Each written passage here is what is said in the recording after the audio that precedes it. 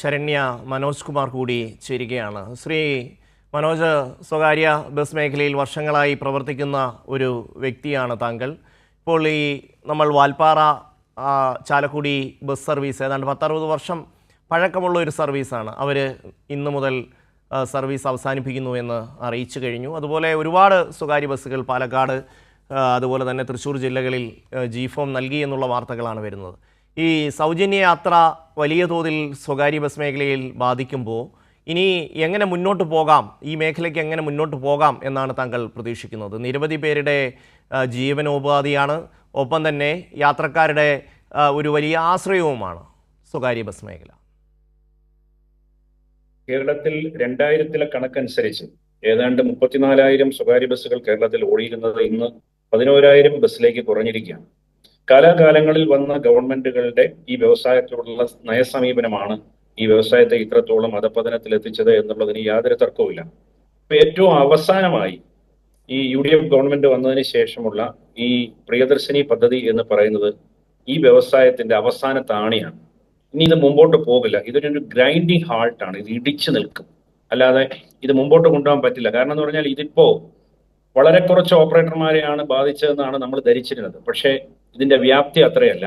ഇതിപ്പോ ഒരു 2 വണ്ടി ഒരു സ്പെഷ്യൽ കേസായിട്ട് നമുക്ക് പരിഗണിക്കാം എങ്കിൽ പോലും ഇതിനേക്കാൾ അപകടമാണ് വയനാട് എന്ന് പറയുന്ന ഒരു ജില്ലയിൽ പൂർണ്ണമായും സ്വകാര്യ ബസ്സുകൾ ഓപ്പറേറ്റ് ചെയ്യാൻ പറ്റാത്ത സാഹചര്യമാണ്. കാസർഗോഡ് നമ്മൾ വിചാരിക്കും സ്വകാര്യ ബസ്സുകളുടെ എണ്ണം കുറവാണ്. ഞാൻ കാസർഗോഡ് ഒരു മീറ്റിംഗ് ഈ അടുത്ത സമയത്ത് പോയിരുന്നു. അവിടുത്തെ സ്ഥിതി എന്ന് പറഞ്ഞാൽ അവിടെ 5 ഇന്റർസ്റ്റേറ്റ് സർവീസുകളുണ്ട്, 5 റൂട്ടുണ്ട് ഇന്റർസ്റ്റേറ്റ് സർവീസുകൾ നടത്തുന്നത്. ഈ 5 ഇന്റർസ്റ്റേറ്റ് റൂട്ടുകളിലും KSRTC ധാരാളമായിട്ട് ഓടുക. അതില് സ്റ്റേറ്റ് ബോർഡർ വരെ ഓപ്പറേറ്റ് ചെയ്തിരിക്കുന്ന ലോക്കൽ സർവീസുകൾ പ്രൈവറ്റ് ബസ്സുകളാണ്. ആ വണ്ടികൾ ഒന്നും ഓപ്പറേറ്റ് ചെയ്യാൻ പറ്റാത്തൊരു സാഹചര്യം. പാലക്കാട് നിന്ന് പഴനിക്ക് വരെ ഓർഡിനറി ബസ് ഉണ്ട്. പാലക്കാട് നിന്ന് കുടുംബശ്രീ അതുപോലുള്ള ആൾക്കാർ പളനിക്ക് ബസ്സിൽ കയറി പോവാണ്.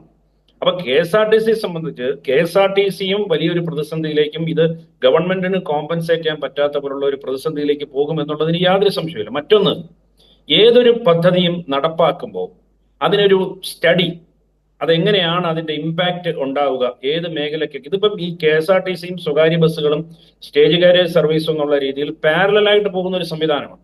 അപ്പൊ അതിൽ ഒരു കടയിൽ ഫ്രീയും ഒരു കടയിൽ പൈസയും കൊടുക്കണം എന്ന് പറഞ്ഞാൽ ഒരേ രീതിയിലുള്ള ഒരു ബിസിനസ്സിൽ ഒരു കടയിൽ പൈസ കൊടുക്കണം, ഒരിടത്ത് പൈസ കൊടുക്കണ്ട എന്ന് പറഞ്ഞാൽ ആൾക്കാർ അതിലേക്ക് പോകും. പ്രത്യേകിച്ച് മലയാളികളുടെ ഒരു സ്വഭാവം എന്ന് പറഞ്ഞാൽ 1 രൂപ കുറഞ്ഞു കിട്ടിയാൽ അതിലേക്ക് താല്പര്യം കാണിക്കുന്നവരാണ്. പിന്നെ പ്രത്യേകിച്ച് സ്ത്രീകൾ, അവരെ സംബന്ധിച്ച് ഞങ്ങൾ ഈ പദ്ധതിയെ 100% സ്വാഗതം ചെയ്യും. അപ്പൊ ഞങ്ങൾ ഇതിന് ആദ്യം വെച്ച ഒരു പ്രപ്പോസൽ എന്ന് പറയുന്നത് സ്വകാര്യ ബസ്സുകളിലും ഈ സീറോ ടിക്കറ്റിംഗ് സംവിധാനം ഏർപ്പെടുത്തുക. എന്നിട്ട് ആ പണം എത്രയാണോ നമുക്ക് വരുന്ന എമൗണ്ട്, ആ എമൗണ്ട് സർക്കാർ നമുക്ക് കോമ്പൻസേറ്റ് ചെയ്ത. എന്താ അതിന്റെ ഗുണം എന്ന് വെച്ചാൽ കേരളത്തിൽ ഇന്ന് ഓപ്പറേറ്റ് ചെയ്തുകൊണ്ടിരിക്കുന്ന ബസ്സുകളിൽ 70% പ്രൈവറ്റ് ബസ്സുകളാണ്. KSRTC 25% കേരളത്തിലെ യാത്രാക്ലേശം അല്ലെങ്കിൽ യാത്രക്കാരുടെ പ്രശ്നങ്ങൾ പരിഹരിക്കുന്നത്. അപ്പൊ ഇത് വനിതകൾക്കെല്ലാം കിട്ടും. ഇത് നമ്മുടെ കണക്കനുസരിച്ച് 3.5 കോടിയിലധികം ജനങ്ങൾ കേരളത്തിലുണ്ടെന്നാണ് പറയുന്നത്. അതിപ്പോ 1,60,00,000-ലധികം സ്ത്രീകളുണ്ട്. അതിലേതാണ്ട് 35 ലക്ഷത്തിൽ താഴെയാണ് സ്ത്രീകൾ ബസ്സുകളിൽ യാത്ര ചെയ്യുന്നത്. ആ 35 ലക്ഷത്തിൽ ഇന്നത്തെ കണക്കനുസരിച്ച് KSRTCയിൽ 15 ലക്ഷം സ്ത്രീകൾ യാത്ര ചെയ്യുന്നു എന്നാണ് ലേറ്റസ്റ്റ് കണക്ക് വന്നേക്കുന്നത്. പണ്ട് പ്രിയദർശിനി പദ്ധതി വരുന്നതിന് മുമ്പ് അത് 5 ലക്ഷം 6 ലക്ഷം ഒക്കെ ആയിരുന്നു. ഇപ്പൊ അത് 15 ലക്ഷത്തിലേക്ക് മാറി എന്നാണ് കണക്ക്. അങ്ങനെ വരുമ്പോൾ എത്ര % ആൾക്കാർക്കാണ് ഈ പദ്ധതിയുടെ ഗുണം കിട്ടിയേക്കുന്നത് എന്ന് നമ്മളൊന്ന് ആലോചിക്കണം. അപ്പൊ നമ്മൾ ഗവൺമെന്റുമായി പല ഡിസ്കഷൻ വെച്ചു. ഇനി 13-ാം തീയതി വീണ്ടും നമ്മളെ ചർച്ചയ്ക്ക് വിളിച്ചിട്ടുണ്ട്. 13-ാം തീയതി ചർച്ചയിൽ ഞങ്ങൾക്ക് കുറെ പ്രപ്പോസലുകൾ പറയാനുണ്ട്. ഒന്നുകിൽ ഞങ്ങൾക്കൂടെ സീറോ ടിക്കറ്റിംഗ് സംവിധാനത്തിലേക്ക് പോകാം, അല്ലെങ്കിൽ ഇപ്പോൾ ഒരു റൂട്ടിൽ ഓർഡിനറി സർവീസ്, ചെയിൻ സർവീസ്, ഉദാഹരണത്തിന് പിന്നെ ഷമ്മിക്ക് അറിയാവുന്ന സ്ഥലമാണ് കൊട്ടാരക്കരയുടെ വിവിധ പ്രദേശങ്ങൾ. ഇപ്പൊ കൊട്ടാരക്കരയിൽ നിന്ന് പുത്തൂര് വഴി കരുനാഗപ്പള്ളി എന്ന് പറയുന്ന ഒരു സ്ഥലത്ത് മൊത്തം സ്വകാര്യ ബസ്സുകളായിരുന്നു. ഒരു സമയത്ത് അവിടെ ചെയിൻ സർവീസ് ഇൻട്രൊഡ്യൂസ് ചെയ്തു. ഈ ചെയിൻ സർവീസിൽ എല്ലാ വണ്ടിയിലും ഫ്രീ കൊടുക്കുകയാണ്. എങ്ങനെ മുമ്പോട്ട് പോകാൻ പറ്റും? അപ്പൊ നമ്മൾ പറയുന്ന 1-2 വണ്ടിയിൽ പിങ്ക് കളർ അടിച്ച് ആ റൂട്ടിൽ ചെയിൻ സർവീസ് ഓടുന്ന റൂട്ടുകളിൽ 1-2 വണ്ടിയിൽ സ്ത്രീകൾക്ക് സൗജന്യം കൊടുക്കുക. അവർക്ക് ആ ടൈം നേരത്തെ പറഞ്ഞാൽ അവരതിൽ യാത്ര ചെയ്യട്ടെ. അതുപോലെ ഓയൂര് കൊട്ടാരക്കര, അത് പാരിപ്പള്ളി കൊട്ടാരക്കര എന്ന് പറയുന്ന ഒരു ചെയിൻ സർവീസ് ഓപ്പറേറ്റ് ചെയ്യുന്നുണ്ട്. അവിടെയും ഇതേ ബുദ്ധിമുട്ടുണ്ട്. ഏറ്റവും വലിയ പ്രശ്നം കൊട്ടാരക്കരയിൽ നിന്ന് അടൂര് പോകുന്ന ഫാസ്റ്റ് പാസഞ്ചർ, അല്ലെങ്കിൽ കൊട്ടാരക്കരയിൽ നിന്ന് വാളകം വഴി തിരുവനന്തപുരത്തേക്ക് പോകുന്ന ഫാസ്റ്റ് പാസഞ്ചർ, ആയൂര് വരെ പോകുന്ന ടിക്കറ്റുകളെല്ലാം ഓർഡിനറിയിലേക്ക് മാറിക്കഴിഞ്ഞു. ഇന്ന് ഓർഡിനറി ബസ്സുകളെല്ലാം നിറഞ്ഞാ പോകുന്നത്. അപ്പൊ അങ്ങനെ വരുമ്പോഴത്തേക്ക് KSRTCക്കും വലിയൊരു നഷ്ടം ഉണ്ടായിക്കൊണ്ടിരിക്കുക ഈ പദ്ധതി കൊണ്ട്. അപ്പോൾ ടോട്ടലി KSRTC 8 കോടി രൂപ 8.5 കോടി രൂപ കളക്ഷൻ ഉണ്ടായിരുന്നത് 5 കോടിയിലേക്ക് കളക്ഷൻ മാറി. മൂന്ന് കോടിയിലധികം ഇപ്പൊ സർക്കാർ ബാലൻസ് ചെയ്യേണ്ട ഒരു സാഹചര്യത്തിലേക്ക് പോവാണ്. ഇപ്പൊ നേരത്തെ ഗവൺമെന്റ് പറഞ്ഞത് 2 കോടി രൂപ മാസം ഞങ്ങൾ കൊടുക്കാം എന്നാണ്. ഇപ്പൊ അത് 3 കോടിയിലേക്ക് എത്തുന്നു. എങ്ങനെ എത്ര നാള് മുമ്പോട്ട് പോകാൻ പറ്റും? ഒരു ദിവസത്തെ കണക്കാണ് ഈ 3 കോടി. അപ്പൊ ഒരു മാസം 90 കോടി രൂപ, 100 കോടിയോളം രൂപ സർക്കാരിന്റെ റവന്യൂവിൽ നിന്ന് ടാക്സ് ഇനത്തിലോ മറ്റ് സംവിധാനത്തിലോ സർക്കാരിന് ഖജനാവിലേക്ക് വരുന്ന പണം KSRTCക്ക് കൊടുക്കേണ്ട സാഹചര്യത്തിലേക്ക് പോവാം.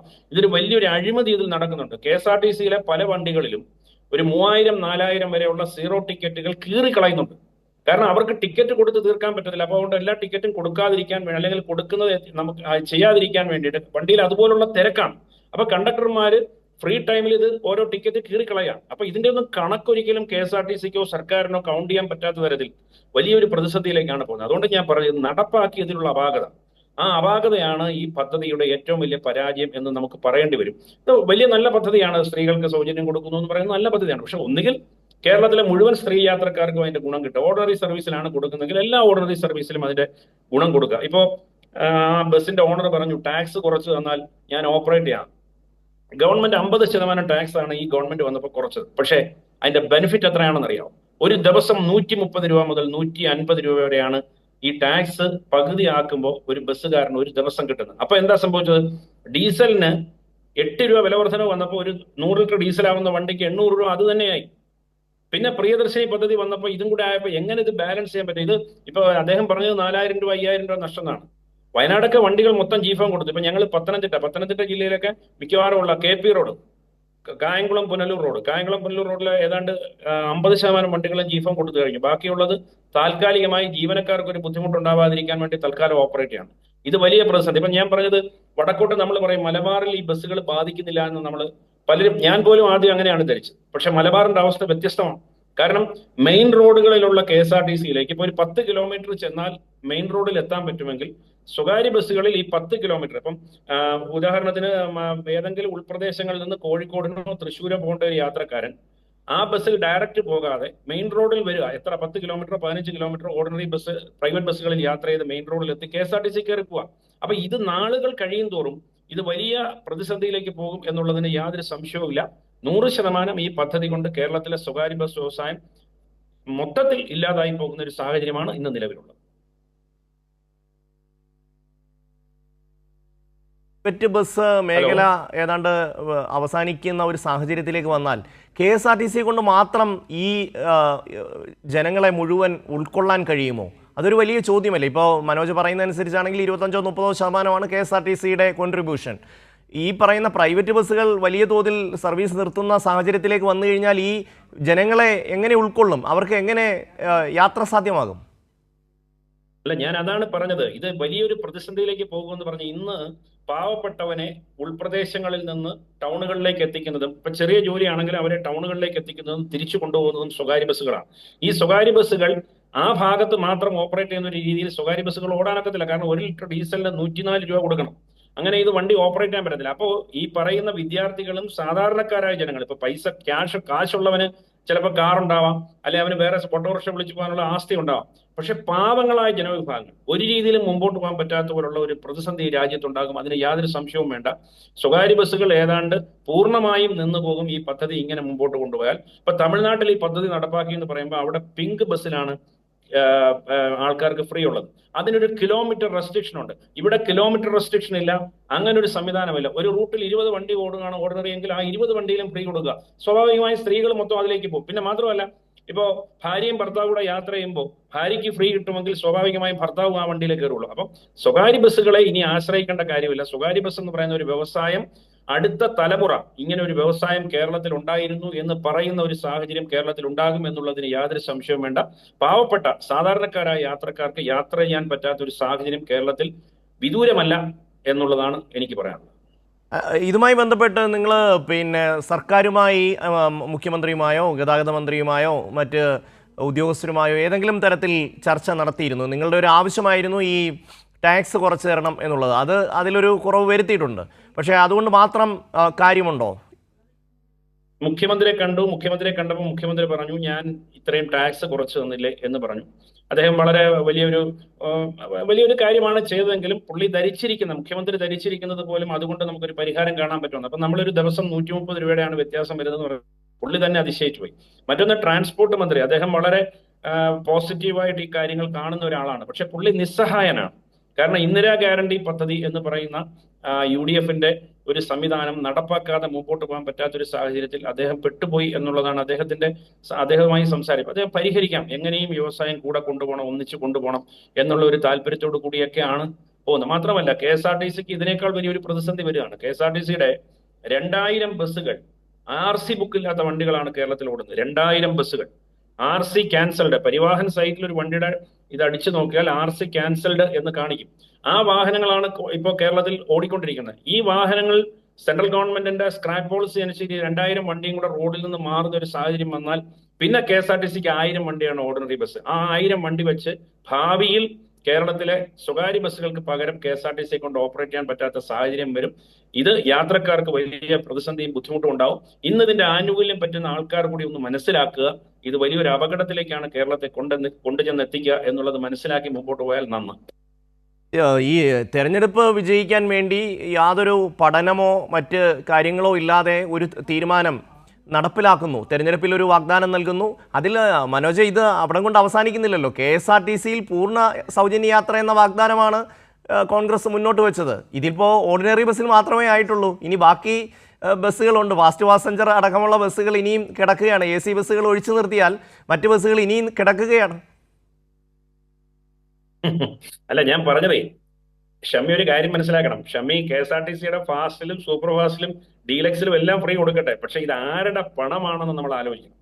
KSRTCയെ സംബന്ധിച്ച് നിലവിൽ 125 കോടി രൂപ വെച്ചൊരു മാസം സർക്കാർ കൊടുത്തുകൊണ്ടിരിക്കുക. 125, 150 കോടി രൂപ വാഹനം എടുക്കുന്നതിനല്ല, ശമ്പളവും പെൻഷനും മാത്രം കൊടുക്കുന്നതിന് വേണ്ടി 150 കോടി രൂപ വരെ ഒരു മാസം കൊടുത്തുകൊണ്ടിരിക്കുന്ന ഒരു വ്യവസായമാണ്, ഒരു പൊതുമേഖലാ സ്ഥാപനമാണ് KSRTC. അതിപ്പോ കഴിഞ്ഞ ഗവൺമെന്റും അത്രയും കൊടുത്തുകൊണ്ടിരുന്നു. ബഹുമാന അന്നത്തെ ധനകാര്യ വകുപ്പ് മന്ത്രി പരസ്യമായി പറഞ്ഞു, ഒരു ദിവസം 5 കോടി രൂപ വെച്ച് ഞാൻ KSRTCക്ക് കൊടുക്കുന്നു എന്ന് പറയും. അപ്പോ 3000 ബസ്സുകളാണ് KSRTC ഓപ്പറേറ്റ് ചെയ്യുന്നതെങ്കിൽ ഒരു കണക്ക് കൂടി ഞാൻ പറയാം. 3000 ബസ്സുകളാണ് KSRTC ഇപ്പോൾ ഓപ്പറേറ്റ് ചെയ്യുന്ന ഓർഡിനറി സർവീസ്. ഫാസ്റ്റും സൂപ്പർ ഫാസ്റ്റും അവിടെ നിൽക്കട്ടെ, അത് ലാഭകരമായ സർവീസാണ്. ഈ 3000 ബസ്സുകൾക്ക് സർക്കാർ കൊടുക്കുന്ന 125 കോടിയുടെ കണക്കെടുത്താൽ ഏതാണ്ട് 14,000 രൂപ ഒരു വണ്ടിക്ക് ഒരു ദിവസം സർക്കാർ അങ്ങോട്ട് കൊടുക്കുന്നുണ്ട്. ഈ 14,000 രൂപയ്ക്കൊപ്പം ഈ വാഹനം ഓപ്പറേറ്റ് ചെയ്യുന്ന 10,000, 12,000, 10,000 എത്രയാവട്ടെ, വാട്ട് എത്രയായാലും ആ കളക്ഷനും കൂടെ ചേർന്ന് വരുമ്പോൾ ഒരു ഓർഡിനറി ബസ്സിന് 30,000 രൂപ ആവറേജ് സർക്കാരിന്റെയും ജനങ്ങളുടെയും കയ്യിൽ നിന്ന് വാങ്ങിച്ചിട്ട് പോലും ഈ സർവീസ് ലാഭകരമാക്കി കൊണ്ടുപോകാൻ സർക്കാരിന് പറ്റുന്നില്ല. അവിടെയാണ് ഞങ്ങൾ പറഞ്ഞത്, ഒരു കിലോമീറ്ററിന് 55 രൂപ റേറ്റ് വെച്ച് ഞങ്ങളുടെ വണ്ടികൾ കൊടുക്കാം. തൊഴിലാളികൾ ആരും ഞങ്ങളുടെ തൊഴിലാളികളെ വെച്ച് ഓപ്പറേറ്റ് ചെയ്യാം. കണ്ടക്ടർ എന്ന് പറയുന്നത് ഞങ്ങളുടെ കണ്ടക്ടർ ആണെങ്കിൽ ഇപ്പോൾ KSRTCയിൽ കൊണ്ടുവന്നിട്ടുള്ള ചലോ മെഷീൻ പോലുള്ള സംവിധാനം, അത് ഓൺലൈൻ സംവിധാനമുള്ള മെഷീനാണ്. പുറത്തു വരുന്ന കളക്ഷൻ ഈ സ്ത്രീകളുടെ സൗജന്യം കഴിഞ്ഞ് എത്ര കൂടുതൽ ക്യാഷ് വരുന്നോ ആ ക്യാഷ് ഞങ്ങൾ സർക്കാരിലേക്ക് അടയ്ക്കാം, ഞങ്ങൾക്ക് സർക്കാർ കോമ്പൻസേറ്റ് ചെയ്താൽ മതി എന്ന് പറയുന്ന ഒരു സംവിധാനം. 55 രൂപ ഒരു കിലോമീറ്ററിന്, 55 രൂപ.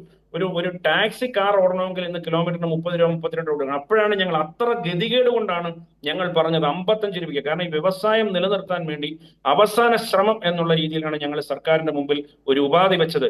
ഒരു കിലോമീറ്ററിന് 55 രൂപ ഞങ്ങൾക്ക് തന്നാൽ മതി. പിന്നെ ഹൈ റേഞ്ച് അതുപോലുള്ള ചില പ്രത്യേക ഇപ്പൊ ഇവരുടെ വാൽപ്പാറ റൂട്ട് പോലുള്ള റൂട്ടുകളിലൊന്നും 55 രൂപയ്ക്ക് അവിടെ ഓപ്പറേറ്റ് ചെയ്യാൻ പറ്റില്ല. അങ്ങനെയുള്ള റൂട്ടുകൾ ഒരു സ്പെഷ്യൽ റേറ്റ് കൊടുത്തുകൊണ്ട്, ബാക്കി ഹൈ റേഞ്ചിലൊക്കെ റേറ്റ് കൂടുതൽ കിട്ടിയാലേ നമുക്ക് ഓപ്പറേറ്റ് ചെയ്യാൻ പറ്റും, എല്ലാ ചെലവുകളും കൂടുതലാണ്. ഇപ്പൊ ലെവൽ റോഡിൽ ഓടുന്ന സാധാരണ ഓർഡിനറി ബസ്സുകൾക്ക് 55 രൂപ തന്നാൽ മതി എന്ന് ഞങ്ങൾ ഗവൺമെന്റിൽ റിക്വസ്റ്റ് വെച്ചു. അത് എന്തിനു വേണ്ടി? സാധാരണക്കാർ ആലോചിക്കണം. ബസ്സുകാർ വലിയ കൊള്ളക്കാരാണ്, ഓരോ വർഷം ഒരു പുതിയ ബസ് എടുക്കുന്നു എന്നൊക്കെ പറയുമ്പോൾ ഞങ്ങൾക്ക് ഇതിന്റെ ഓപ്പറേറ്റിംഗ് കോസ്റ്റ് 52 രൂപയാവും. ഒരു ദിവസം ഒരു വണ്ടി ഓപ്പറേറ്റ് ചെയ്യണമെങ്കിൽ കിലോമീറ്ററിന് 52 രൂപ വെച്ച് ഞങ്ങൾക്ക് ആവും, ഇപ്പോഴത്തെ ഡീസൽ വില വെച്ച്. പക്ഷെ എന്നിട്ട് പോലും ഒരു കിലോമീറ്ററിന് 3 രൂപ വെച്ച് മതി. ഒരു വണ്ടി 300 കിലോമീറ്റർ ഓടുന്ന ഒരു വണ്ടിക്ക് 1000-ൽ താഴെയാണ് ഞങ്ങൾക്ക് വരുമാനം ഞങ്ങൾ പറഞ്ഞത്. എന്നിട്ട് പോലും അതിനും സർക്കാർ തയ്യാറാവുന്നില്ല. അത് നടപ്പാക്കുകയാണെന്നുണ്ടെങ്കിൽ പകുതി പ്രതിസന്ധി തീരും. KSRTC അനാവശ്യമായി ഈ പുതിയ വണ്ടികൾ എടുക്കണ്ട, ഈ വണ്ടികൾ വെച്ച് ഓപ്പറേറ്റ് ചെയ്താൽ മതി. ലോങ് റൂട്ടുകളിൽ മാത്രം വണ്ടികൾ എടുത്ത് നല്ല ഫെസിലിറ്റി കൊടുത്താൽ മതി. ഇപ്പൊ ഈ 2000 വണ്ടി ഇപ്പൊ KSRTCയുടെ സ്ക്രാപ്പിലേക്ക് പോയാലും KSRTCക്ക് പിടിച്ചു നിൽക്കാൻ പറ്റും. അപ്പൊ അങ്ങനെ ഒരു സംവിധാനത്തെ കുറിച്ച് ഞങ്ങൾ സംസാരിച്ചിട്ടുണ്ട്. 13-ാം തീയതി ഞങ്ങൾ അത് വീണ്ടും സംസാരിക്കുന്നുണ്ട്. 13-ാം തീയതി 10:30 മണിക്ക് വീണ്ടും മീറ്റിംഗ് വെച്ചിട്ടുണ്ട്. മനോജ്, ഈ സർവീസ് നിർത്തുന്ന സ്വകാര്യ ബസ്സുകൾ ഇനി എന്ത് ചെയ്യും? അത് മാത്രവുമല്ല, ആ ബസ്സുകളിൽ ജോലിയെടുക്കുന്ന തൊഴിലാളികൾ ഇനി ഏത് രീതിയിൽ മുന്നോട്ട് പോകും? അവർക്ക് എന്താണ് ഇനി മുന്നിലുള്ള മാർഗം? ഇതൊരു പ്രതീക്ഷയുടെ ഭാഗമാണ്. ഇപ്പോ ഈ ബസ് G-Form കൊടുക്കുന്നു എന്ന് പറയുന്നത്, അതിന്റെ ഓണറുടെ ഓണർ സംസാരിച്ച ഒരു വാക്ക് ഞാൻ കേട്ടു. നമ്മളിപ്പോ ജീഫോം കൊടുക്കുകയാണ് എന്ന് പറയുന്നു. ഈ ജീഫോം കൊടുക്കുമ്പോഴും അയാളുടെ മനസ്സിൽ ഒരു പ്രതീക്ഷയുണ്ട്, ഇത് ഇന്നല്ലെങ്കിൽ നാളെ ഈ പ്രശ്നം തീരും. അങ്ങനെ പ്രതീക്ഷിച്ച് പോയവരാണ് ഈ 34,000-ൽ നിന്ന് 11,000-ലേക്ക് കുറഞ്ഞത്. ഈ 34,000 വണ്ടി ഞാൻ ഏതാണ്ട് 35 വണ്ടികൾ കയറ്റിയിട്ടേക്കുന്ന ഒരാളാണ്. എന്റെ ഒരു പെർമിറ്റ് പ്രശ്നം വന്ന് 140 കിലോമീറ്ററിന് മുകളിലുള്ള ഒരു പെർമിറ്റിന്റെ വിഷയം കൊണ്ട് 35 ബസ്സുകളാണ് ഞാൻ കയറ്റിയിട്ടേക്കുന്നത്. അതെനിക്ക് പെർമിറ്റ് ഇപ്പൊ ആയിക്കൊണ്ടിരിക്കുന്നുള്ളൂ. ഇപ്പൊ കോടതി ഓർഡർ വന്ന് പെർമിറ്റുകൾ ആവുകയാണ്. പക്ഷെ ഇപ്പൊ ഈ പെർമിറ്റുകൾ എടുത്ത് ഓപ്പറേറ്റ് ചെയ്തിട്ട് കാര്യമില്ല. അവിടെ ഈ KSRTC ഓടുന്ന റൂട്ടുകളാണ്. അപ്പൊ അങ്ങനെ ഒരു പ്രതിസന്ധി ഉണ്ട്. അപ്പൊ ഞാൻ പറഞ്ഞത്, ഇതുപോലൊരു പ്രതിസന്ധി കൊറോണ കാലത്തിന് ശേഷം വന്ന് അതിന്റെ ഭാഗമായിട്ടാണ് ഈ ബസ്സുകളുടെ എണ്ണം കുറഞ്ഞത്. ഇപ്പൊ ജീഫാൻ കൊടുക്കുന്ന ബസ് കയറ്റിയിടും. ഇപ്പൊ ഈ വണ്ടിക്ക് വാലിഡ് പെർമിറ്റ് ഉണ്ട്. എനിക്ക് തോന്നുന്നു, ഞാൻ മനസ്സിലാക്കുന്ന ഈ വണ്ടി 7 വർഷമോ 8 വർഷമോ കണ്ടാണ് ഒരു ഇന്റർസ്റ്റേറ്റ് പെർമിറ്റിന് ഓടാനുള്ള കാലാവധി. ആ കാലാവധി വരെ ഈ വണ്ടി ജീഫോമിൽ കിടക്കും. എന്ന് വെച്ചാൽ ഓടുന്നില്ല എന്നുണ്ടെങ്കിൽ ജീഫോമിൽ കിടക്കും. അത് കഴിഞ്ഞ് ഇത് പൊളിക്കാൻ കൊടുക്കും, നശിച്ചു പോകും. ഇതാണ് ഇതിന്റെ അവസ്ഥ. കേരളത്തിലെ ബസ്സുകാരുടെ മൊത്തം അവസ്ഥ ഇതാണ്. നമ്മൾ ഇന്നാവും നാളെയാവും എന്നുള്ള പ്രതീക്ഷയോട് കൂടി ഒരു ജീഫോം കൊടുത്ത്, അത് മാത്രമല്ല, ജീഫോം കൊടുക്കണമെങ്കിൽ 400 രൂപ ഫീസ് അടയ്ക്കണം. ഒരു ഗതികേട് നോക്കാം. ഒരുത്തൻ ആത്മഹത്യ ചെയ്യാൻ പോകുന്നവൻ, അവന് സർക്കാരിലേക്ക് ടാക്സ് കൊടുക്കാൻ നിവൃത്തിയില്ലാതെ ഇത് ഓപ്പറേറ്റ് ചെയ്യാൻ വയ്യാത്തവൻ, അതിന് 400 രൂപ ഫീസ് അടച്ച് വേണം ജീഫോം കൊടുക്കാൻ. അതാണ് നമ്മുടെ നിയമം. അപ്പൊ അങ്ങനെ ജീഫോം കൊടുത്ത് കയറ്റിയിട്ടാലും ഇത് നന്നാവും എന്നൊരു പ്രതീക്ഷ എനിക്കില്ല. ഗവൺമെന്റ് അടിയന്തരമായി ഇതിനൊരു പ്രാധാന്യം കൊടുത്തുകൊണ്ട് ഇതിൽ ഇടപെട്ട് ഇതിനൊരു പരിഹാരം കണ്ടില്ല എന്നുണ്ടെങ്കിൽ കേരളത്തിലെ സ്വകാര്യ ബസ്സുകളിൽ 90% ഇപ്പോഴത്തെ സാഹചര്യത്തിൽ നിന്നുപോകും. നന്ദി ശ്രീ മനോജ് പ്രതികരിച്ചതിന്.